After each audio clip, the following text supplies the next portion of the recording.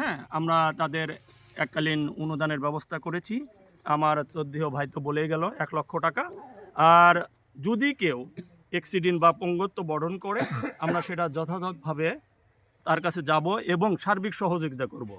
আমরা অল বাংলাদেশের সকল ইলেকট্রিশিয়ানের উদ্দেশ্যে বলতে চাই যে ভাইয়েরা, আপনারা যেখানেই আছেন, যেভাবে থাকবেন, আপনারা প্রত্যেকটা জায়গায়, প্রত্যেকটা পিবিএসে আপনারা প্রত্যেকটা ইলেকট্রিশিয়ান একত্রবদ্ধ হন এবং এই একত্রবদ্ধ হওয়ার কারণে আমরা অল বাংলাদেশে সব জায়গাতে আমরা যেন এই প্রসারটা ঘটাতে পারি এবং অল বাংলাদেশের প্রত্যেকটা ইলেকট্রিশিয়ান যেন দেখে যে রাজশাহী বিভাগের ইলেকট্রিশিয়ানের পক্ষ থেকে সেই মৃত ইলেকট্রিশিয়ানের জন্য কি করা হলো, এটা একটা অল বাংলাদেশের দৃষ্টান্তমূলক সাক্ষী হয়ে রইল।